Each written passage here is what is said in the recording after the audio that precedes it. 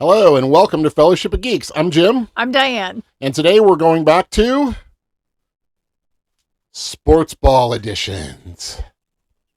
The most geeky thing we do, sports ball. Anyway, be sure to like, subscribe, and comment below. So today we're going to talk about our top 10 baseball movies. Okay, movies feels much more in our genre. Movies isn't, but it's sports ball movies, baseball in particular, That's okay. since it's the playoff season. Going to be talking about that. But before we get into that, I have a question. Where you been? Where we been? Man, it feels good to be back in the studio. We've been everywhere, man. It does feel like we've been everywhere. So the studio metro area has been under construction and adjustments, and that's taken a little, not just time away, but it took location shifting movement away. So it is nice to have things back and in order, and we're back to the studio. So we've had a lot of fellowship and a lot of geekery, but sadly haven't been able to share any of it with you because of our rebuilding efforts. Much like my Orioles will be next season, they'll be rebuilding because they did not make the playoffs. How'd your Reds do this year? Well, so the Reds made part of the playoffs at least. We made it all the way to the wild card. Got 2 wild card games against the Dodgers, which pretty much tells you that you don't get any more if you only play 2. That's true. It also, like, there's a little bit of unfairness. We played them, but I mean, it's the way it's set up. It's not really unfair. But the 2 games were played at the Dodgers. I think in the wild card like that, the underdog team has to play all 3 road games because the wild card is so quick. It makes sense. There was also, because it's wild card, I was having a discussion with someone. It almost is set up unfairly because the wild card team, so the Reds had played 3-game series the week of, traveled one day and played the Dodgers, and the Dodgers had been off for a week. So we're well rested. And had been, I'm sure, resting to some extent because they were not getting any better or worse. Well, Yeah. but I mean, it worked out for the Cubs, though. They played in San Diego and managed to win and Well, move there on. you So for all those long-suffering Cubs fans, the Cubs are still alive as of this recording. So, all right. So, top 10 baseball movies. Baseball movies covers, like, as a general, baseball movies covers such a wide genre. It feels like that's a small genre, but as we sat down to do this, baseball movies are a really wide genre. I think we found kind of quickly there are, I'm going to call them classic. Like, there are old baseball movies that had a very big heyday that were the go-to for a very long time. And most of those I'm talking about are kind of black and white movies. And then Bang the Drum Slowly, Pride of the Yankees, some of those Damn old-timey Yankees, yeah. Angels in the Outfield, a lot of not the remake with Danny Glover, but the original. Not the remake, the original. Then there's a whole set of, like, kids baseball movies where it involves kids teams, geared towards kids. There's a whole set of baseball movies that are kind of There's that Bench direction. Warmers, there's Hardball with Keanu Reeves, some of those that are more focused on the kiddie sports portion of it. Mm-hmm. And then there's kind of then there's a whole set of movies where, like, baseball's in it, but it is not a baseball movie. Some of those may come up in our list. Fever Pitch with Drew Barrymore. Absolutely. Stealing Home. You don't have to whisper. You can say it was a horrible movie. But so there are movies that, like, have baseball in it. And then there are what I think we're going to hit a lot more on that are kind of a classic, everyone, every man baseball movie. Or every woman. Or every woman. Maybe Lots in the of list them as very well. quotable. Oh my gosh, so Lots quotable. of them. So absolutely quotable. And that's what makes some of the list great, is they're fun movies to quote as well. Yeah. All right, so before we get into our top 10, do you have an honorable mention that didn't quite make the top 10, but still you really liked or definitely pushed? Yeah, honorable mentions go first, man. You got to get this out of the way. All right. They're like wild card teams that didn't go beyond the wild card. I got 2 games in, and that's it. I went a little bit outside the box then for my honorable mention. What do you got? I went with The Fan. The Fan. Robert De Niro, Wesley Snipes. I believe it's Wesley Snipes, yeah. And De Niro is essentially a deranged fan. no essentials to it. He was nuttier than Chinese chicken I'll salad. be honest, it's been a while since I saw this movie, but it did stick with me, and I remember And it. that was a hard like movie to watch. It was not a like you didn't walk out and be like you feeling good. Like I was like, oh my gosh, that was horrible. Right. And another kind of fast pace, like it takes place essentially during one or two games. Like it's a fast It time frame. almost You're in not kind of real following time a as they play. Yeah, season. right. With a team. It's a really quick time frame that the movie takes place in, but kind of that manhunt, which are kind of movies we enjoy anyhow. So Right. combine that manhunt then with baseball. And surprisingly how integral the game and fandom of the game is in the film. Well, the other thing I liked about it was how they mixed sports talk radio in with it. Because as he was commuting around, he would call into the sports talk radio show a couple different times. And one time had I would say normal sports talk radio take, and the other one they're like, okay, next caller kind of take. So I thought that was interesting because I feel like sports talk radio at the time, not that it's ever going away, I felt that it was kind of peaking at that time and was a real big deal before there were other media options. There wasn't, there weren't YouTube, there weren't podcasts. I was just going to say that. I would there agree weren't with all you. those other outlets. I mean, it was ESPN, and that was pretty much it. I would agree because I think at the time of that film, I was very into sports radio, Oh, local absolutely. sports Yeah, radio absolutely. a lot. I listened to a lot of local sports radio, but you're right, I don't anymore. Part of it is the people I listen to are not on anymore. I think it's become so homogenized, like ESPN Sports Talk Radio 1530 or whatever, Right. and you don't get that same local color and flavor. Not Mhm. that I don't get sick of hearing about how bad the Bengals are and how the Reds underachieved or, overachieved for their payroll or whatever. But I'm like, yeah, everybody knows the Bengals are awful. Can we move on and talk about anything else? And no, because I guess misery loves company. But my attention is pulled in a lot of other directions. Like I used to listen to a lot of that in the car, and now I'm like, oh, well, I can listen to an audiobook. I can listen to a podcast. I often have our child with us, so he's playing his music on my phone in the car. So there's a whole thing that goes with that. But I don't listen to as much sports talk anymore. But it was a heyday. And you're right, it was very much involved in that movie. And as he drives around town and listens to it and calls in, you're right, and kind of looking at, I'm trying to remember, did the police leverage that to try and corner him? I Again, don't it's been believe a so. long I don't time believe since I so saw now. the movie, but it was really good. Yeah, I Um, don't commute anymore, so no, not a lot of sports talk Right. there either, and so It's a very different take on a baseball. right, absolutely. All right, how about your honorable mention? My honorable mention is not a traditional baseball. Really, neither of movie. us had. Mine is Brewster's Millions that takes a part around the game, kind of starts and has a little bit of a wrap up there. Richard Pryor is a long suffering minor league ball player. Plays for this little game. I believe it was in Brooklyn, as I recall. He's a pitcher and he's always hoping to get his chance, and so he manages to get his shot where he gets all this money, but he has to like blow through it. So he arranges a kind of charity game with the Yankees in their little tiny minor league stadium. And so the Yankees, fly in and all this other craziness. And he's running for mayor at the same time. So when the train goes through the outfield, they have to stop the game for, which is another just hysterical thing. It's got all his campaign flyers on there and doing his little bit of whistle stop there. And man, he has a couple good innings, and that third inning just shows why he is a long-suffering minor league player. And the Yankees are, one of the best teams, and certainly are portrayed as the best team in baseball in the movie. And John Candy plays his catcher. I remember he had his big giant like catcher's mask bling he was wearing before bling was really a big thing.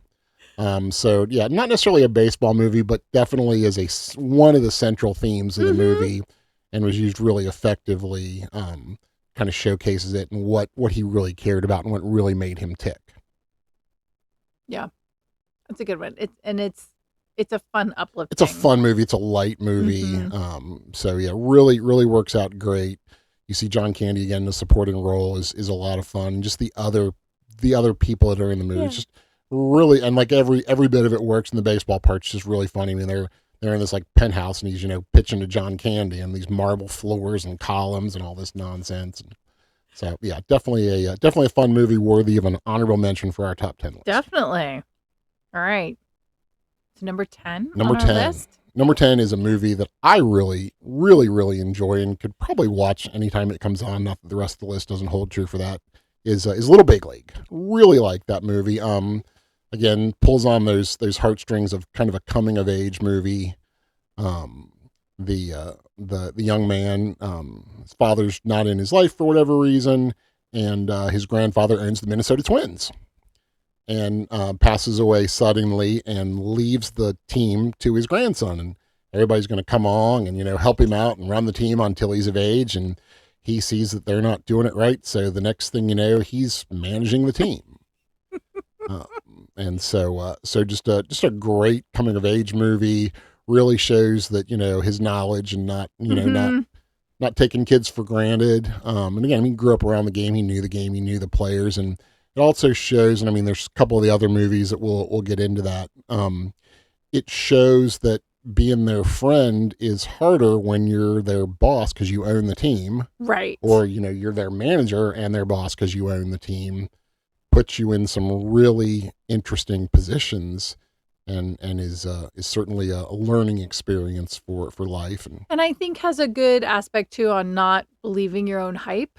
Mm-hmm. You should have people who hype you up in your life, Right. but you need to know it's hype. And him at that young age finding that fine line of who's supporting and who's blowing smoke, Right. and what's it really mean. And just because I can put myself in the game for an inning doesn't mean I should put myself, like drawing those kind of lines as I mean, he was a garbage growing ball up player, kind but I of mean, things, his I mean, he had computer-esque knowledge of different situations. You see some of the analytics and stuff, so his knowledge there, and it shows that there's I mean, the heart of it was like, oh, you got to have a little feel for it too. It's not all analytics, which is, it feels like what the game's become now. I'm like, well, if the numbers don't know, you're at your pitch, you're out, and like, you don't ever let a pitcher go if he has the feeling or thinks he's due, or right. you're like, nope, you in this situation, you're more likely to lose, and so we're going to pull you. And I really hate some of that aspect of the modern game. I'm like, there's more to it than that. It's a game of feels as well. Did this star the same kid from Blank Check?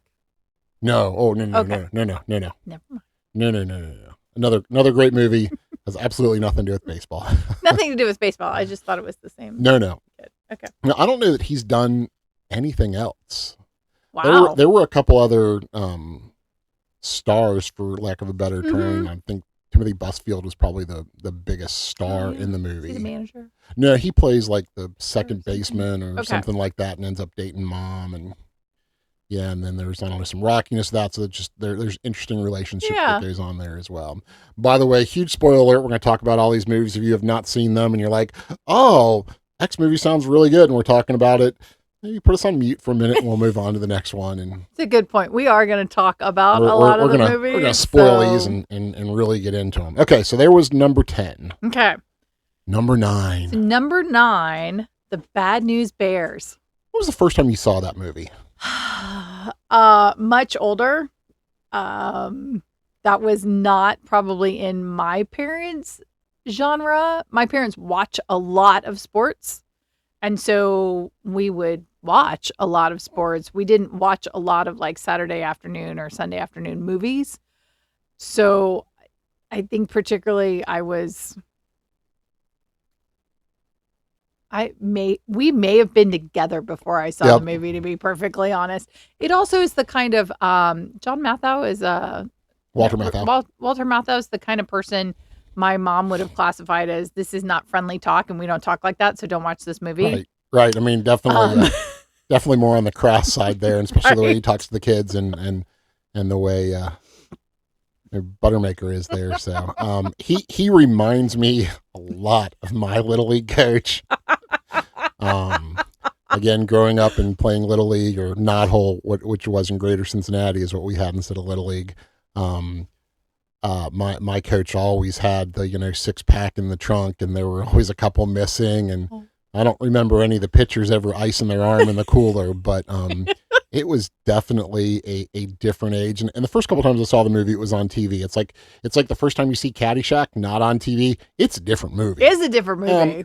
I don't think Bad News Bears is that much No. different, but some of it's like, oh, there's a little more going on here. It's a little, one of those things that your mother would definitely disagree with some Yes. of that. But again, very reminiscent. I was probably a tween when I saw it. Maybe younger than that when I saw it on TV, because it was a very popular movie. They played it a lot. And to be honest, I probably saw it for some other reason that Tatum O'Neal. was probably in something else, and it came up, and we're like, oh, well, she kind of got her start in Paper Yeah. Moon and Bad News Bears. Let's go watch Absolutely, yeah. Bad News Bears. And I'm like, okay. Yeah. But again, the relationship, I mean, baseball movies are all about relationship, to be honest. But the relationship that she builds with Buttermaker and the two of them kind of finding their way through some struggles. And as much as some of the other kids on the team were mature, she was definitely mature beyond her years. Yes. And it was Both in real life and as a character. Well, yeah, absolutely. And I was like, the 70s were just They're different. it was just a different world. Mhm. I forget what we were watching the other day. I talked about like, it was the Vince McMahon thing. Like, yeah, things were different then, and you could get away with things, and things weren't scrutinized. I mean, they remade that movie, and it was I didn't care for it. But the original is such a classic. I mean, Walter Matthau is so great. And then just all the other things that go on, kind of overcoming that. Chico's Bales Bonds is our sponsor. I mean, we had all kinds of crazy sponsors. I mean, we always had them, and it was glad to when I was playing that whole baseball. But yeah, the coach was like, oh yeah, that was my coach. Yeah. I would be surprised if that movie didn't come with a disclaimer on the front now. Oh yeah. Because I was surprised. So small side tangent. Oh, hello, cat. Mo you missed skip everyone down, too. He has please. not been on camera in a while either, and he hears us talking. He's like, oh, I want to Hi. come join in. Small side tangent. Don't you knock my camera, boy. There now is a disclaimer on Rush Hour Yeah, I just that essentially kind of says, Gen X is a whole different thing, and this is how they talked, and we're sorry that nobody talks like this anymore. We know no one talks like this anymore. We're sorry this is what was popular. So Bad News Bears feels like the type of thing that probably would need a millennial disclaimer statement. on it Yeah. for it. Yeah, I mean the kids are smoking and drinking, and, Right? Buttermaker's half in the bag, coaching half the games and things that absolutely would. I mean, some of the insanity around youth sports, I'm like, some of y'all need a drink, but take the edge off there before you freak out. I'm like, they're kids, they're playing a game. They're Come on. kids, yes. And then you see that in the other team the Bears play, and just how the Yankees, I guess, is what they were. They were just what. Like it's a game, y'all. And the disparity some from which neighborhood you grew up in. The socioeconomic background, yeah. Mm-hmm. And just some of the way they put it together. And we're so glad you're doing this. And I'm like, oh my gosh. And I mean, that was it was L.A. Even in the 70s was a different world. So number 9, the Bad News Bears. Bad News Bears. Speaking of money and finances and analytics and analytics and $500 million teams versus $100 million teams, number 8. Moneyball. Man, such a good movie. I really need to read the book. The movie was so well done. Correct me. The book is by the same person who wrote Blindside, correct? I think so. I think so as well. And I had read Blindside before the film, and it was such a good look at sports and football, and particularly a position. So I agree. It would be fabulous to read Moneyball. I think the movie takes such a just every Absolutely. Yep. Michael Oh, Lewis there we go. wrote both those. There you go. takes a wonderful like everyman look at what a change to how you can play professional baseball really by looking at analytics. Baseball's always been about the stats. Oh, absolutely. And Always about the stats. I think that was much more, and again, it was kind of a, I don't know, assault against the old boys club, because you see the scouts. Well, this is how we do it. He doesn't look like a ball player. I don't give a crap what he looks like. can he play ball or not? Can he, can he hit? I mean, there's lots of people that look, that don't look like a ball player. I mean, Right. I mean, I see Ray Liotta in Field of Dreams, and he's rocking like that dude looks like a ball player. And I'm not a professional scout, but I'm like, other than that, I'm like, who cares what he looks like? Oh, he runs funny. I'm like, does he run fast? Does he hit the ball far enough where he doesn't have to run that fast? Like, who cares? I think I'm struggling. What does a baseball player look like? Because I'm running through my brain. I'm like, okay, I've got Alex Rodriguez, I've got Derek Jeter, I've got Poppy. Does not look like a ball Right? player. Like, I'm struggling to figure out. I'm thinking of some of the catchers I know. I'm like, so I'm sorry, one more time. What does a ball player look like? That this is how we're picking. Right. And again, I that's some of the old boys club there, and like, well, this is how we've always done it, and this is the way we should do it. Great. You're getting your head handed to you by people that have hundreds of million or are willing to spend hundreds of millions of dollars more than you are, and you got to get with the times to catch up. Now, I don't agree that, the manager's sitting there looking at, oh, what's going to happen with, 2 out, 2 on in the bottom of this inning with this pit. Like, I think some of that is just insane, but like he's what does he do? He gets on base. Okay. And they were talking about you win games by scoring runs, and we have to score this many runs to score, to win this many games to win our division or whatever. By moving people around the bases. Right. Nobody's winning every baseball game because they hit the most home runs in that game. Yes, home runs are great, but that is not. My beloved Orioles back in, when they were playing the Weaver ball, it was, great defense and a 3-run homer. That was how the classic Earl Weaver baseball won. And then you see, not into the next era, but a few years later, you saw the great success that Whitey Herzog and the St. Louis Cardinals had by playing what was called small ball. They were all about walks and bunts and, getting those singles, and you get another single and you steal a base. That was what they were all about. And they won a heck of a lot of games doing that. I don't know if there were a lot of chicks that dig them, because chicks dig the long ball, but they won a heck of a lot of games, and they had some great teams. And they had some great, really fast talent. But so, what can you do with the talent you have? And how do you get those runs? Well, who cares? If you got a bunch of, Ted Klazuskis that are going to either strike out or hit a home run, does that help you or hurt you? I think it also shows how many good ball players are getting passed over because they just don't look like the mold of what everybody was using. And not only their loss opportunity, but teams' loss opportunities. And for people who love to play baseball to cap out at that point and have nowhere else to go because you didn't look like what all the other teams were doing. Right. So, yeah. Now, I had no idea, though, that this would be such a monumental shift across the board. I mean, you should. Every sport has that thing. Yeah, this is really successful. We're going to try it, too. And then everybody tries it. You see the NFL. The NFL is the biggest copycat league. Oh, somebody else did it. We're going to, many, not every single team, but many teams are like, oh, they did it and we're successful. We're going to run out do it. And try to replicate that as well. And that's why you see so much parity still, because like everybody starts doing it until somebody comes up with something new or a way to stop that new thing. You're like competing for that same, pool of players. And if you have the better players to execute that scheme, it's going to work until you come up with a better scheme or figure out a better way to stop it. Right. So, but I mean, Moneyball, again, had a great cast.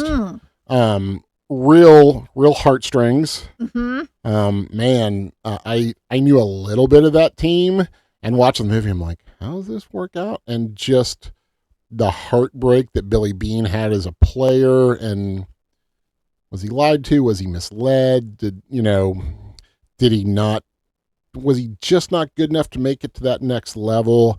The way the movie portrayed those ghosts and how they haunt him was really, really telling.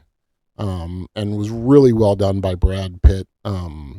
Just doing that. And it was fun to see, the other characters and see some of the people that, were playing and talking about Old Man Justice. I'm like, oh, I remember him when he was in college, one of your classmates. But I was like, okay. Yeah. So just thinking, I'm like, oh man, he's ancient now. But I mean, then I was like, yeah, his knees were gone. Mm-hmm. So, all right, yeah, Moneyball. That was a good one. Definitely a good one, and you see those changes continue to reverberate through the game. Mm-hmm. All right. So number 7, another kind of I don't know, serious. Yeah. I'll go with serious baseball game. For the Love of the Game. Man, such a good movie.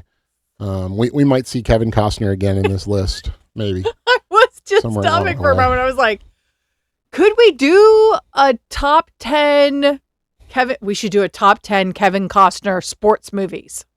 All right, I got 3 right off the top of my head. I got 5. Got 5? I think so. You're Anyway. awesome. Anyway, all right, let's not get distracted. For the love of the not to game. get distracted. For the love of the game. An amazing look at a player just eking out the very last of what he's got to still give. Right? I mean, I'm not a huge fan of flashback movies often, but this one tells his story really well through a lot of flashbacks.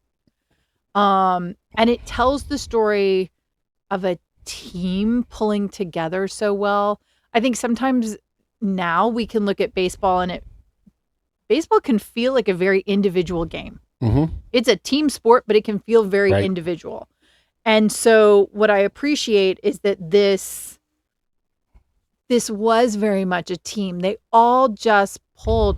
You can't pitch a perfect game all on your own.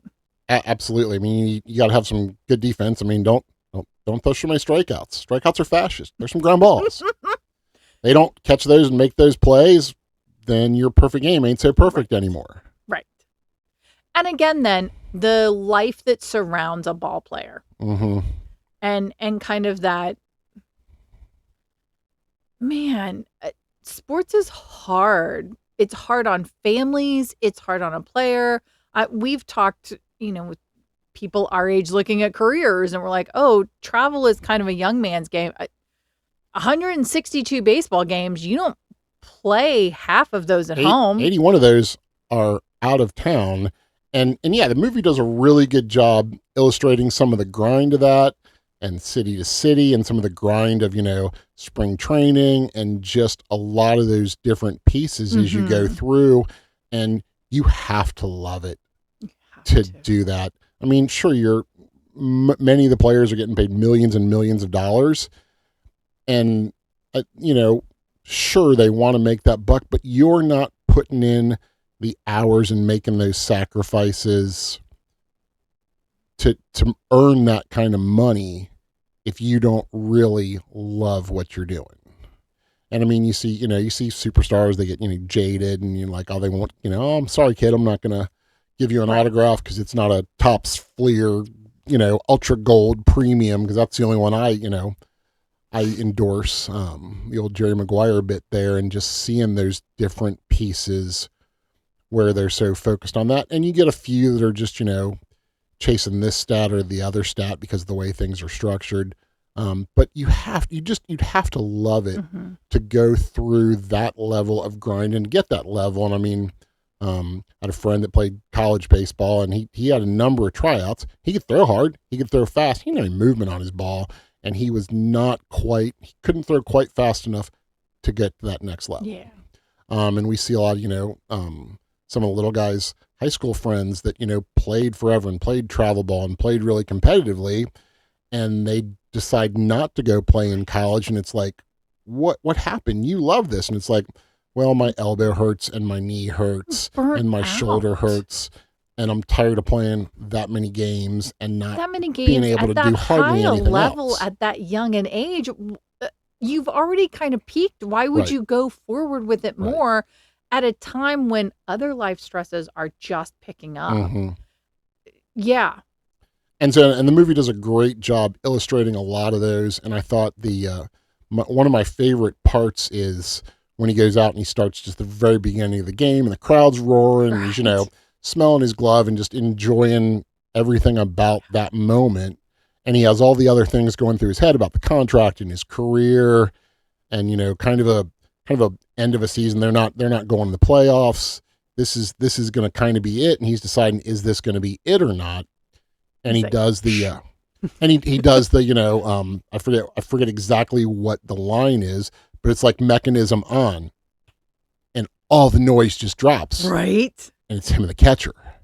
And you're like, have you ever been in a It does make me go, what do I like have that? in my life where I shut everything else off? When you're up speaking in front of a group, or you're doing something like that, and you're so focused and just in that moment. I mean, forget, not too many people are going to go stand on the mound in a major league stadium with 30, 40, 50,000 people Sure. screaming their heads off for you to either do good or suck, or whichever one. And just to be able to turn that all off, and how early his dad kind of taught him that, Mhm. and just to have that kind of mental discipline. And you see later in the game, as all these other thoughts and memories and stuff are starting to intrude, it stops working. Mhm. And he's like, mechanism on, and it's still, peanuts, and you suck, you're great, throw a strikeout, like whatever. Right. And all this other stuff's going on, the shortstop, patting his mitt, like all that stuff is still there. And, how do you turn that off? And not How do you continue to panicking. go on? That it's not working man, in the middle of a game. He certainly puts a panic, he acts like he was panicked there for a Mhm. second. It's like, oh, what's going on? Yeah. The thing that always worked isn't working anymore. And so I love how they tell that story. Yeah. Love those different pieces of it. And Kevin Costner, yeah, he looks like a ball player. So I'd definitely draft him, or Gardner looked like picked a him, ball or player. trade for him. Man. Speaking of He people does that look, play a ball player well. he absolutely plays a ball player well, and not a bad golfer either. Although I've seen there's a little more disparity in golfers too. I mean, not everybody looks like John Daly anymore. But if you want to hear more about John Daly, go watch our Happy Gilmore review. That's right. That's right. With Happy Gilmore too. There. Okay, so speaking of people that look like baseball players, number 6. Do you think so? All right. So number 6, Mr. Baseball. Mr. Baseball with Tom Selleck. Tom Selleck. Now, I'm a Tom Selleck girl. I will confess, I will watch a good number of things if Tom Selleck is in them. But you just took me by surprise. I'm not sure I would have said Tom Selleck looks like a baseball player. Tom Selleck feels too tall to be a quintessential what is he, baseball 6'5"? He is very tall. player. He is very tall, and he's He can broad. dunk, yeah. But I mean, he's well proportioned. he plays. And He can carry off the short shorts. He plays first base, so that's a big Good stretch. power Okay. position. Yep. You don't have to be super agile, super quick. You need to be a big target. Yep. And so you need to be able to, usually you're a power hitter, so he definitely has those components going for him.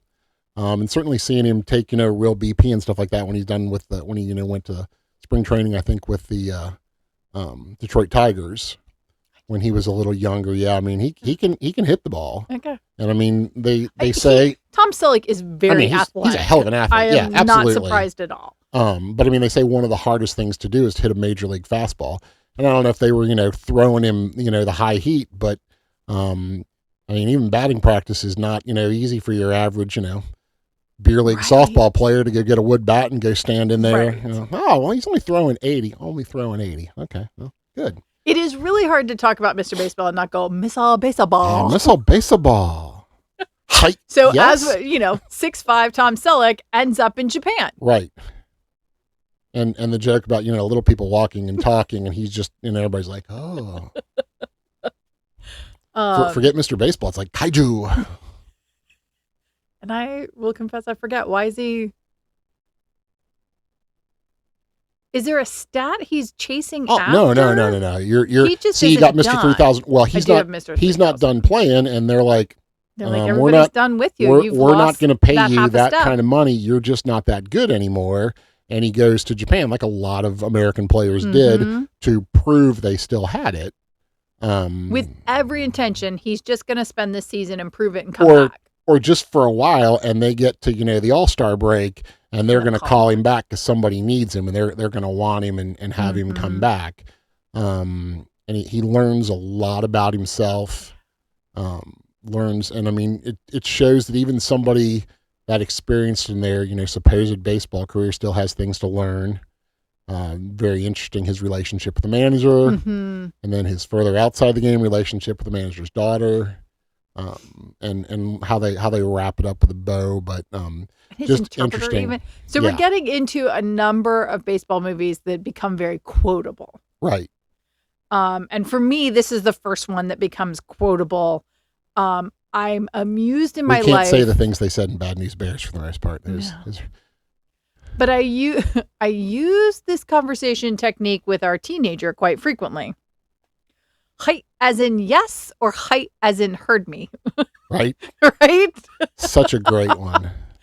As the interpreter just always answers yes, and he Right. finally figures out, do you really mean yes? Or is this the Japanese polite thing where you just say yes to what I say and go do whatever it is you want to do anyhow, Right. or whatever you think is best for what I meant culturally would have been the appropriate thing, and kind of that conflict in there. And yes, I find that's exactly how one speaks to a teenager. And the other thing, learning, I mean, he goes in very, very arrogant and dismissive of the Japanese. I'm not going to be here long enough. Why do I need to know any of it? And, and it's like, oh, thanks, Chief. And, just the way he treats everybody else. And then it's one of the great scenes when he finds out the manager speaks English. And he's like, oh, you've been holding out on me there, Chief. Yeah, I was. Just waiting to see how many times you'd stick your foot in your mouth, and you did really well at that.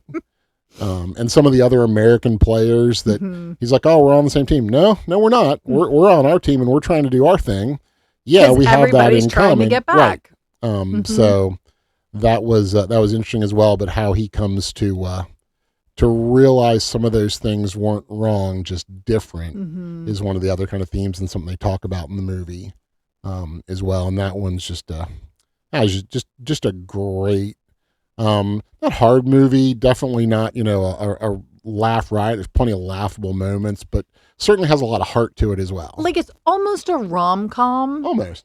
right? I mean, it's Hollywood. They're going to put a love interest in Right. just about everything. Yeah. So Mr. That Baseball one's sweet. at number 6. Oh, breaking into the top 5 now. Get out your cry rag. Here it comes. We came up with a top 5 and we coordinated with a top 5. But I will say there were some discussions on what order Top 5 the got top a little 5 should go top 5 in. got a little more contentious than we have the other movies that are, down toward the bottom. Again, Mr. Baseball, a movie that's very near and dear to my heart. For the love of the game, I love the way it tells story. And Moneyball's good. I love Bad News Bears. Again, very reminiscent of my Little League days. And again, fun. So some of that. So the bottom part of the top 10 just kind of slotted along and fell into place. The top 5, I top feel like we five's went little- back and we'll forth a work couple on of that one. times. We've kind of settled on an agreeable order of top 5, but we did go back and forth a little bit. So I cried a little in our production meeting, and I was reminded there's no crying in baseball. speaking of excellently quotable movies about baseball, so what is number 5? Number 5 is A League of Their Own. A League of Their Own. All right. So this was the first one we had some discussion about. A little contention. It might have to do with newsflash for those of you out there in internet land. I'm a boy. And I'm a girl. Yeah. Girls can play baseball. Girls can have baseball movies. Boys have never been told they can't play baseball. Oh, I got told I can't play baseball. I mean, again, to throw back to my Little League coach, something that is like you couldn't even think about Can't saying play this. and can't play baseball are different things.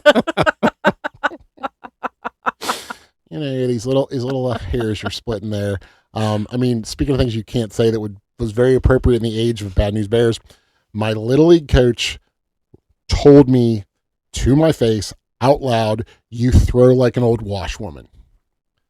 I'm like, and my mother really appreciated that phraseology. Now, she didn't take me to a lot of practices. My dad was one of the assistant coaches, but there were times when that Of burden. course he says it on a day your mom is there. That was also the day I found out I was left-handed in baseball, at least, because I threw like according to Coach Leadbeater, an old washwoman. Mm-hmm. And he said, well, throw me the ball left-handed. And I said, but I'm not left-handed, coach. And he said, I don't care. Throw me the ball left-handed. And I, again, protested because I enjoyed to argue for some strange reason, even when I was, I don't know, 8 or 9.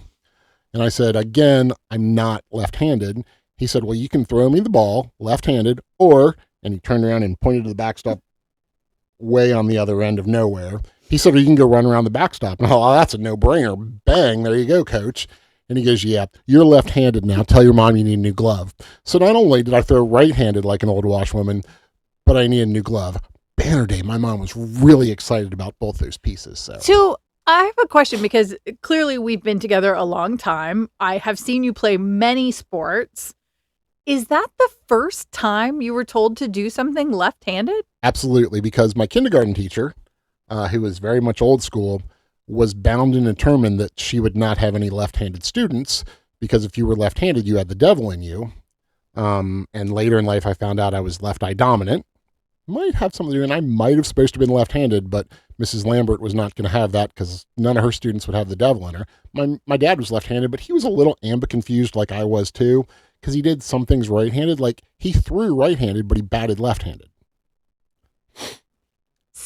So I know that you golf left-handed, but Yep. some of that you said is because there were left-handed clubs. My dad in had your more house. clubs than my mom did. Right. So do you think your dad threw right-handed because there were right-handed gloves in his house? I mean, that's 80-90% of the women. And I mean, when my dad started playing baseball, I mean, not a whole lot of people had to be big old honest, fancy gloves. your dad started playing baseball 100 years ago. Uh-huh. Yeah. Yeah. Yeah. Wow. A whole different world. Oh, yeah, there was a whole like stop that went on there. Sorry. Yeah, I mean, you see the mitts like they had in, Right. the Field of Dreams players that came out of the cornfield. What he I don't had. know that his mitt was that fancy. You do play a number of sports left-handed, though. So fascinating. I didn't realize that was the first time. That was the first time Coach Okay. Leadbeater, and that way I wouldn't throw like an old washwoman. Well, Oh my and God. thank heavens. Right. I mean, we wouldn't want that now, would we? All right. Well, no one throws like an old washwoman in League of Their Own. Oh my They gosh, actually no, not throw at all. Really, really well. So do you know who the best ball player actually was The best ball player in the movie, movie, or yeah. in the league? in the movie? Oh, in the movie, who like just honestly played Was a good ball baseball player. and was a good. Yeah. Is it Lori Petty? No, Who? it was Rosie O'Donnell, and a close second being Madonna.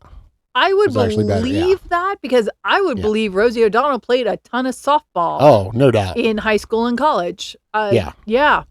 Yeah, she was the best ball player Wow. per se, and there were reports that Madonna was no slouch when it came to playing ball either. It would not surprise me to find out that Gina Davis did not actually play ball well. I mean, like I could see her I mean, playing she's a lot of catcher sports in the Right. movie. She just kind of needs to catch. And again, that was kind of a later change as well. I don't know that was the original because Deborah Winger was originally supposed to be in the movie. would have also been good. And so there were some changes there. So there were a lot of late changes in the position, and so that movie Huh. definitely had a little bit of flux to it. Yeah, I mean, I could see Gina Davis like she'd be a great volleyball player, basketball player. I'm like, Yes. I mean, she's tall. I'm like, can't teach height. I'm like, bring it on, let's go. Get the Um, ball to her, she'll be fine.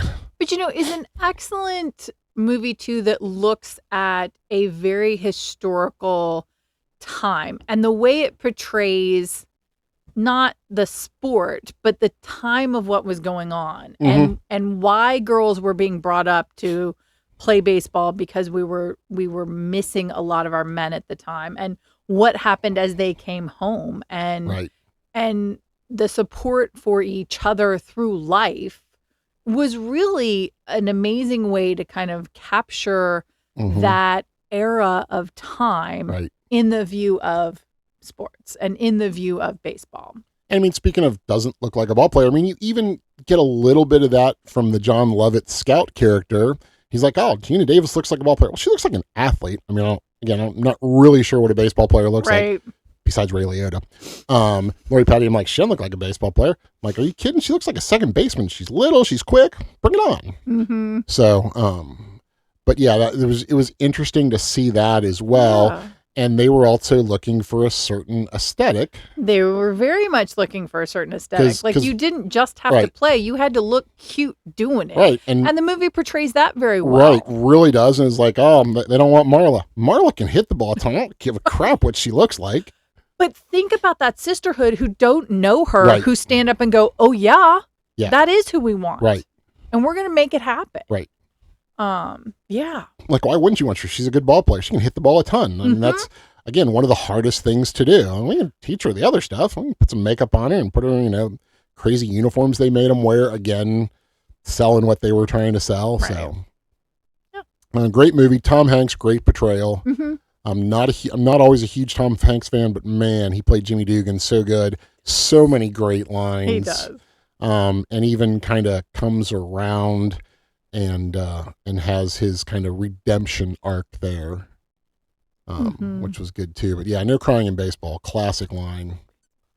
Classic line. All right.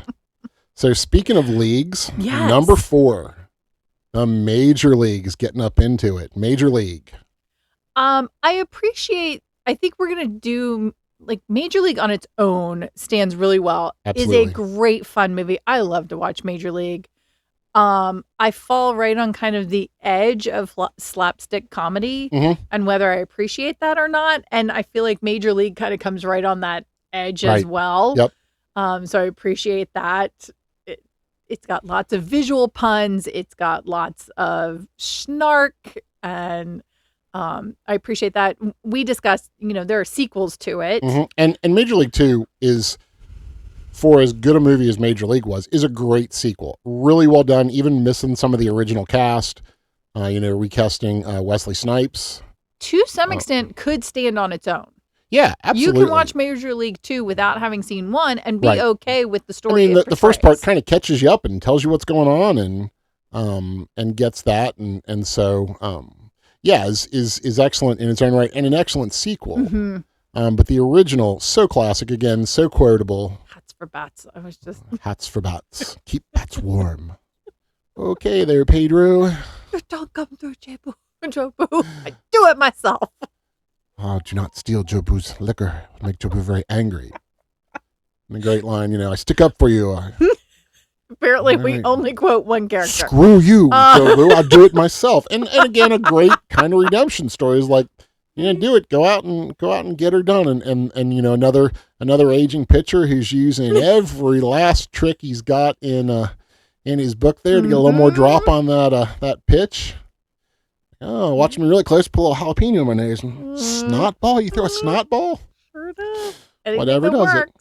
Not everybody's got that cannon like the Wild Thing does. Right. But also you think about Wild Thing, and I think as a mom, there's a part of me that's like, oh, that poor, like if that kid had glasses in the 3rd grade, right, he'd have never ended up in jail. It would have Probably changed not. his whole life. And the problem is simply he couldn't see the board. And we didn't address the fact that he couldn't see the board. And now he's made this far into life and he's a decent pitcher. And then we put glasses on him and he can see where he's throwing it. And we're like, oh, a whole new ball game now, literally. So yeah. It's a fun one. Yeah. And then it's like, oh, well, you teach them, don't try to spot the ball. Just throw it to the catcher. Well, I can see the mitt now. I'm like, oh, you kind of know where the mitt is, really. Because you can't see it that well. Corbin Bernstein. I mean, there are, such a great cast. Yes, such a great cast. A great cast, and Lou, the manager. I mean, right? Such great lines What's there. that make them lollygaggers? Oh, you're jumping ahead. Oh, sorry. You're jumping ahead. Settle down. Too many people mixed up in too many of the owner's great though. The owner's great, and how they team up kind of against her, and I think also, like we were just talking in Moneyball about kind of old school baseball and newer baseball. This kind of takes some of those old school baseball and like legacy and elite baseball, and the way it portrays those characters, then mixing with the great unwashed of baseball, right? Like, and putting all of those pieces together. The fans, right? Those guys out in the corner of the bleacher stadium, bums out there, right? yeah. Was that Municipal Stadium before they built the Jake? It's gotta be. It's a fun movie. I It is enjoy absolutely that a one fun movie. lot. Such a great cast. So many great actors in it, and that just did great jobs, and a lot of fun. Really, really quotable. You know, the "F you, Joe Boo" line is definitely a good one. Hots for bots. All right. So after Major League, though, we kind of take a turn all the way the other side. We go from almost slapstick to boy really serious. We're gonna So hit speaking of heartstrings. fields, We're gonna do the heartstrings with Field of Dreams. number 3, if you build it, They will come. Go the distance. Again, another quotable movie. Oh, very quotable movie. And I mean, like I remember the first time I saw this movie in the theater. We had like a sneak preview a couple weeks before it came out, and we screened it, and we turned the volume up because I'm like, oh, we liked it loud anyway. And there's 6 of us in there screening the movie, and we turned the volume all the way up. Way past the red line. Oh yeah, there were lines on the amps, and we probably went a little beyond that. Not as bad as Bill and Ted, but still bad. And we're sitting there, and and like when the voice comes through, you felt the voice in your soul, and it was like, and just like the rumble and the thunder behind that and out there. It's like, did you hear that? You bet your butt I heard. Like I felt that. We also found out that we had the volume so loud we rattled the ceiling tiles. Just enough, and it like snowed on us, and the lights came up. I was like, "Oh, guess we have a little extra work to do." So we have to go and like vacuum and blow off all the chairs and everything. I cannot imagine. I can't remember hearing that for the first time because unlike like we've talked about like Sixth Sense before, where everybody kept the secret. This was not one where like people kept that. Like everyone talked about this. Right. So if you didn't see it early, you knew that part was kind of coming. I can't imagine that. Like I can't remember the first time I saw it, so I can't imagine that. It rolled. I mean, it's we had no big house. It strikes for me when Annie hears it, right? Like she's been going along, right? But she's starting to think he's kind of nuts. Yeah. But like, how far are you going to take this? Here the coin's talking to Ray. How far are you going to take this, Ray? Oh, I heard it. Mm-hmm. Oh, this is real. Yeah. We got to do this. Plow under our money crop. Having the same dream. I mean, there are so many pieces in that one. I mean, that again, that's another heartstring one. Like Mr. Baseball tugs on my heart. Because it was a movie my dad wanted to go see. My dad didn't want to go see a whole lot of movies. Yeah. And so wanted to go see this one. And I was like, when I have a catch dad, I'm like, oh, there is crying in baseball, or at least in baseball movies. Cue the waterworks, let's go. That one just hits you in all the feels, and like the story of Archibald Graham and like all that. And then, the Black Sox talking about the other players that are out there. Like, what about Ty Cobb? No, he's a horse's ass. Oh, well, all right. And not only did it have a good cast, and it was like, oh, let's just, let's turn it up past 11, speaking of the speakers, and let's add James Earl Jones to the mix. Right. Are you kidding me? Speaking of The Voice. Right. And I love that The Voice is credited as the voice in the credits. I didn't realize that. That's neat. Yeah. So that one is, boy, talk about heartstrings and just all the feels. And like, you don't even know the feels to you, and you're like, oh, who's this guy? Oh, catch dad. Yeah. Mm-hmm. Mm-hmm. And then so that's what else is about. And, right. Yeah. Right. It's like I wouldn't trade it for a thing, though. My life was so much richer. It was so rich because of these other things. Right. Yeah. Even though, I had, and I mean, just like the greats that he was around and got to witness. Right field. Never gets to bat. Man, you get your cup of coffee. You don't even get to go, stand up there and wink at the pitcher. Maybe get one in your ear hole. Not that they had helmets at the time. Right. Field of Dreams, such a great one. That is definitely when we're out tooling around, I would like to definitely go see that one in person. That would be amazing. And I think I was just thinking they've done such a great job with the field and having been able to keep the field. Probably something that wasn't known except for insiders up until very recently. Right. 2 different families own the land that's on. Right. Have had lots of family disputes between the 2 of them. Uh-huh. But Was it last year? Yeah, it was last year. I think the Reds played at the Field of Dreams. Yeah, they played They had some major league games there. some major league Yeah. games there. I think they've played some of the little league Yep. games there.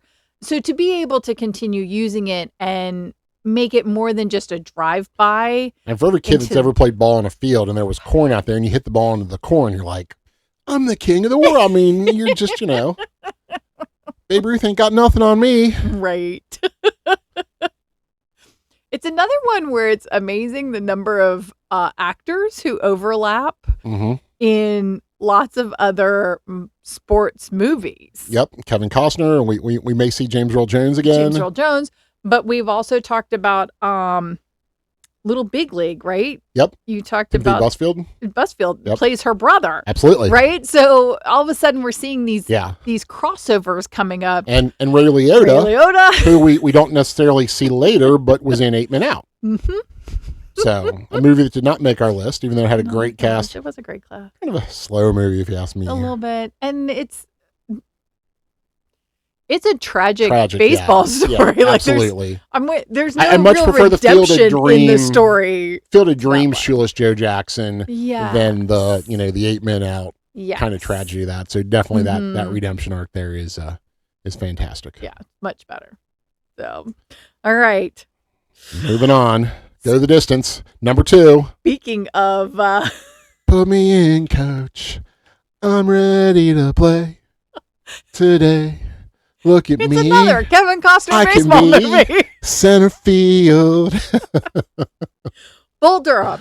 In Our House, a very quotable movie. Oh my gosh, I probably top 10 in most quotable movies. Most definitely there. I feel like this was one we used to watch with a great amount of frequency. Oh yeah, and again, a movie. And now we not have a teenage necessarily, son, so we don't watch it that much. about baseball. It's told around baseball, but Told not around necessarily about baseball per se. Yeah, I think was it on at the one sports bar the one night, but it was silent, and they were showing some scenes of it or something. Yes. Yeah, And I think he got irritated that we kept reading we're like- the whole we're scene. like we quoting would the scene as do it's the whole going scene along. with them. It's like, stop talking. And I'm still trying to figure out how they had it. Was it edited for television or something? Or I don't even know what channel it was on or how. I mean, it definitely had to be muted. But I mean, there's nudity like too? the opening scene has Right, nudity in like- it, and yeah, I know how. and then there's the garter scene, and yeah, I mean, there's Right. a whole lot going on there. But every time we're watching a ball game and they all gather around the mound, we're like, do you think they're talking about candlesticks? Yeah. Um, Jose's got a cursed mitt, and we don't know what to get Jimmy for a wedding gift. Oh, well, candlesticks always make a good gift. All right, let's get to. but again, a player who is chasing a stat that, to be honest, he's the only one that knows it's out there. And I don't even It's know a personal. that he's really thinking Yeah? about it until Susan she Sarandon's mentions it? character mentions it. He's just trying to finish out the season. I don't know that he cares about that stat. And the opening is I think so he knew great. it was there. I don't Yeah. know if he cared about it, but he knew it was Right. there. And when it It's tickles back picking at you. here. Yeah. Yeah. And opening so when they come in, another great line's like, who are you? Who is he? I'm the player to be named later. And Larry, you should know me because in some game at Southfield, there's 2 on, 2 out, and you threw me a hanging curveball that I placed in the left field or Oh my whatever. Oh, trash! Good to see you, man. To remember things like that, right? Which hand did you hit him with? Yeah, you're left or you're right. What do you mean? Why? You're right. Your pitching hand. You just got lesson 1. Don't think. Yeah, a great film about life. About life and relationships told and through the lens of relationships. baseball. Right. And learning and just all those different things. All my body parts put together aren't worth 98 cents a pound. The gods reach down and you got a $1 million arm. And reputation. Right. Right? Like a lot of it is, what is your reputation? What is Susan Sarandon's reputation? Right. What's the other little girl's reputation? Uh-huh. Right? And that nobody's going to talk about her reputation Right. when she finally decides to marry him. Like Right. there is just so much built in that. Mm-hmm. How do you get up to the majors? Changes what you say. Got to know your cliches. Got to know your You win cliches. 20 in the show, you can let fungus grow in your shower shoes. I was just thinking that one. Until it's No, not. thank you. And until then, they'll think you're a slob. And after that, they'll think you're eccentric or you're colorful or whatever. Right. And it's so true. And I think even more so in those, they talk that like the lens in LA and like New York is so much more intense Mhm. than it is, in St. Louis or Cincinnati or some of these other places where Mid-markets, yeah. it's just not as much going on, and that just intensifies it. And good or bad, you go to one of those places, it's going to be, even worse for you because of that. And you've seen players rise to that occasion. You've seen some that just absolutely couldn't perform and are crumbled under that spotlight and scrutiny. And I think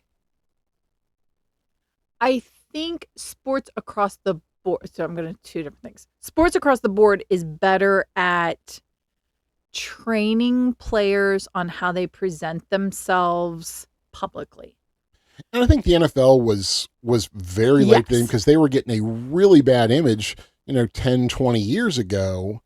And they came in and said, oh, we need to work on this. And you have a bunch of these, young players that come from poor backgrounds, even if they, came from different college situations where they probably weren't as poor as they, were growing up, certainly before the NIL money and stuff came in. And all of a sudden, we've given them a ton of money and access to all the trials and tribulation of the world, and you're under a media spotlight, zero training. And off you go. And we've now opened access to media having access to the players immediately. Like I continue to be frustrated when we go talk to college particularly, but we talk to college and pro coaches at halftime. I'm like, I'm sorry, and some of that stuff on they have the a job to field do. is just nuts. They have a job to do. They Yeah, need coach, to get. what'd you do? What adjustments are you going to make? And all you're going to get stupid cliches. Right. But they're trying to do it because they're hoping somebody says something dumb. Their job is to get to the locker room and make those adjustments and encourage their team to do the next best thing and get back out here. And we're stopping them in the middle of their job to ask this question, which irritates me. The NIL money, though, has put a different spin on it. We're not only have media access immediately to locker rooms of professional sports players who maybe did have some off-season training on how to say your cliches and what to say and what not to say. But now we've lowered it to college kids. Right. And I mean, it's introduced free agency essentially into college. And for whatever you want to say or believe about the traditions and this or that, and I mean, and there's some of that, and there's like, oh, they were indentured, servants to the university. You're getting a world-class education, right, or at least a good education, even if you're playing for a smaller school. But, oh, well, you see all the other money that college sports drives in, are they entitled to some of that? This is one of those instances that two things can be true at the same time. Absolutely. I can believe that the NCAA, in how it regulated student athletes, was draconian. Mm-hmm. And I can believe that this is way too far the other end of the pendulum. And because you see the ones that know, the bigger schools that knew through their boosters and played the game and knew how to get around this and that, they're doing all this shady nonsense. Yeah. And, oh, you're going to suspend a kid because he took a jacket, or, oh, somebody gave him a no-work job and, gave him a car to get around. And yet they're going to flew his parents in for a game. Right. Oh, well, that's a gift. Sorry. Right. Yes. Yeah. I mean, or, oh, sorry, you're not allowed to go, be on the U.S. Olympic team and get sponsors because Nike might backdoor sponsor you to be a, third-tier wide receiver for our football team. Clearly, that's the one that infuriates me. Yes. All right. Didn't mean to push your hot button. Back to Bull Durham. So, again, quotable, the speech about what do you believe in? Dude, is that not a lesson in what we should all know exactly what we believe in and how to articulate it at a moment's notice? Right. Yeah. William Blake, who are you? I teach part-time English composition at Alamance Junior College.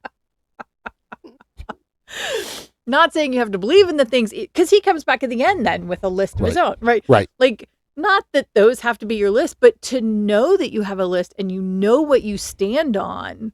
Well, and it's really funny, his line about Lee Harvey Oswald to shortly thereafter being in the JFK movie with all the conspiracies and stuff around it, and is like, oh, mash those two things up. I just like, you said in this movie Lee Harvey Oswald acted alone. You're saying something completely different in this other movie. And I get it was Oliver Stone, but come on. So for a much more, now that we've hit all the tangents and you've pushed all my buttons, All right, enough lollygagging at number 2. lollygagging when I got my quote wrong. You were just foreshadowing. Foreshadowing, I like that. So number 1. Number 1. And all-time favorite. Any of these 5, any of the top 5, you could certainly make an argument for. I think that's what made it so being the number challenging. 1 made it really hard.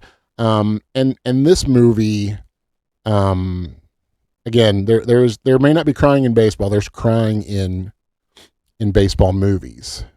Number 1 is The Sandlot. And again, I remember this one came out when I was working in the theater.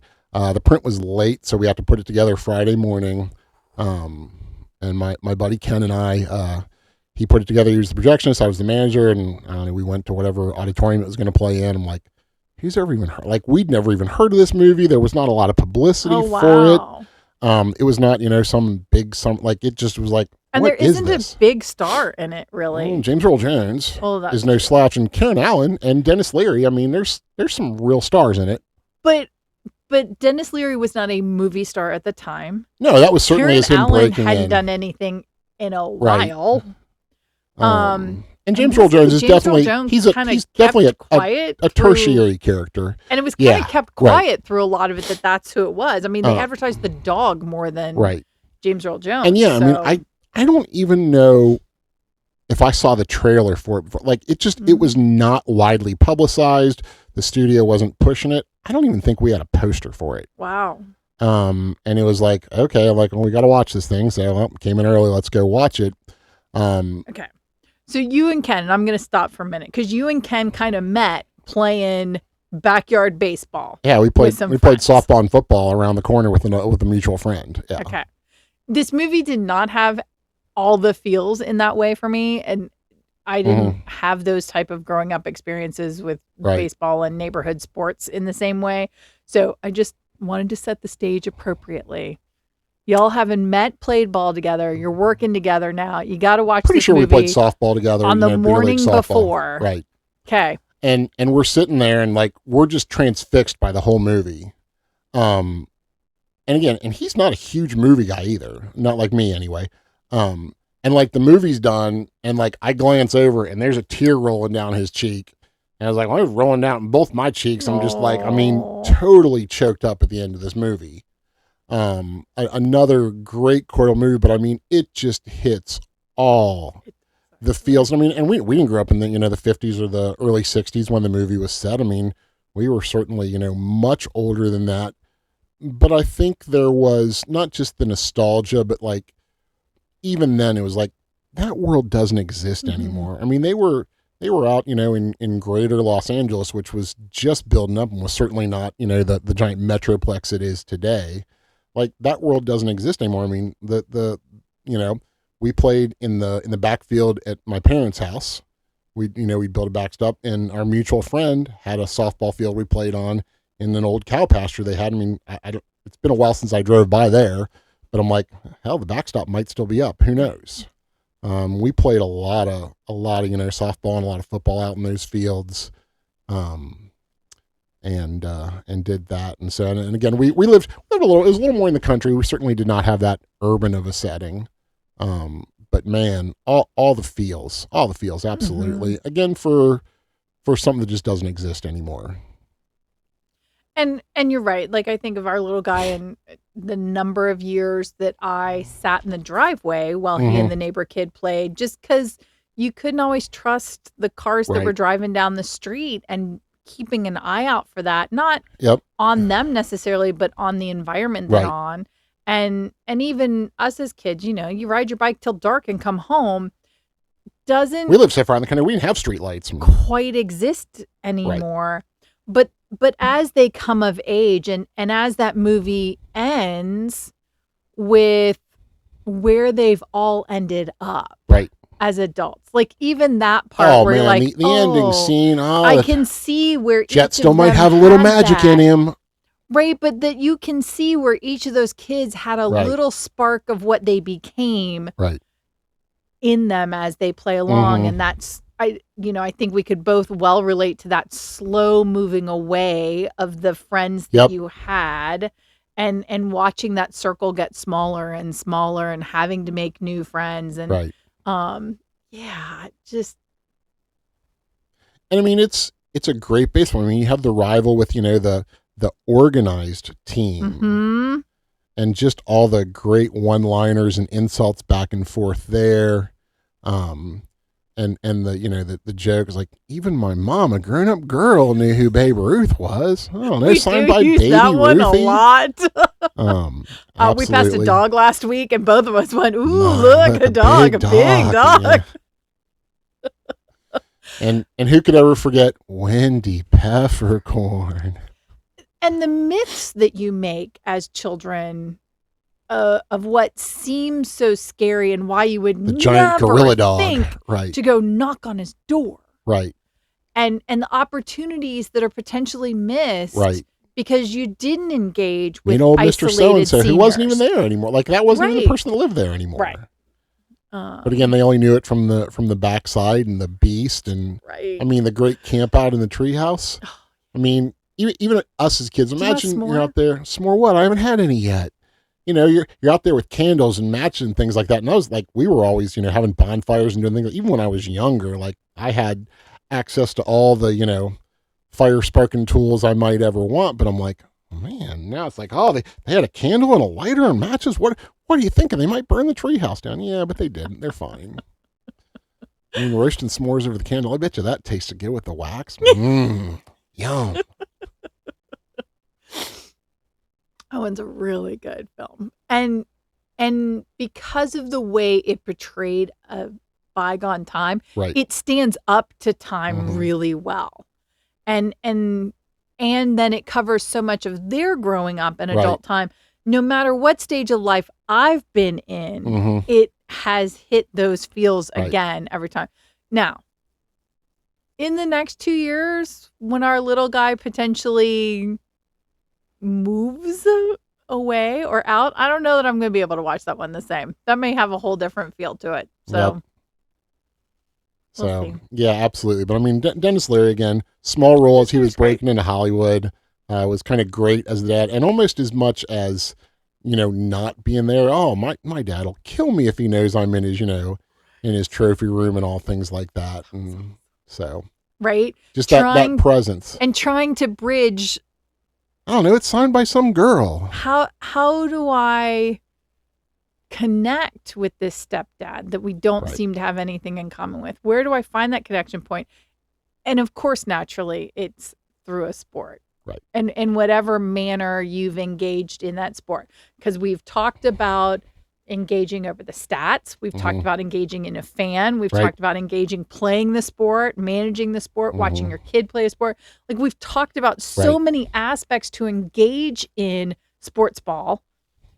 But there is something that becomes very universal across society and very much, I moved around a lot as a kid. I know you didn't, but one of the first things that we would always do is my dad would go find what the local sports were and which ones were popular and what was the stats on those teams so that he could talk about it in the office and have a connection point with new people. Mm-hmm. And I think that holds true still. Right. It provides a connection point. We've talked about so many of these movies. They're relationship movies told around a sport. And that's one of the greatest analogies for life anyhow. Right. I mean, and you look at the fellowship and what we're about, and we talk about, I mean, we went and watched, with, Ken and your sister, we went and watched the All-Star game. Yeah. And I mean, and he follows baseball closer than I do. He's a huge Yankees fan. we didn't know who most of the players were, and it was the home run derby, and we were making fun of the announcers and making fun of some of the other players and just cutting up and cracking wise. But again, it was still that thing that drew us together, and we had that shared interest. And I'm like, yeah, we've both gotten older, and are not, we know more about what our kids are into than what the stats were when we were younger, before we had kids and had a little more spare time and those things. So yeah. So that's our top 10 list with honorable mention. There are a zillion more baseball movies, as we were kind of researching and prepping to make sure we didn't forget any, or that we really felt the way we felt. Took a little burn down. Are we completely off base? Because I looked at the couple list. I'm like, this is a garbage list. This person doesn't know anything about baseball or life. And whoever wrote this list, I'm like, did some AI write this list? I'm like, what kind of crap is this? That's so AI. There's just, it's so AI. Like there's no way a person can really believe these are the, top 67 or whatever it was on the Rotten Tomato. I'm like, get out of Dodge. Who would even watch this garbage? So tell us in the comments, do you agree with our list? Are we off base? Do we need to switch a couple around? Are you like, oh, why would you like this movie over that movie? Let us know what you think. Let us know your favorite baseball movies, or if there's any of these that, tug on those heartstrings or give you all those feels. And if you're like, oh my God, please stop talking about sports ball, you're in luck, because we have a lot of other great content coming up. We're going to do the Dungeons & Dragons new starter set, Return to the Borderlands unboxing. We've got some Stranger Things stuff as we're getting into the spooky season. It's not just, World Series kind of time. It's also getting into Halloween and some of those things. And Stranger Things, the new season is coming up. I've seen a few movies. We've got some other games to talk about. We still have those Stranger Things cookies we need to eat.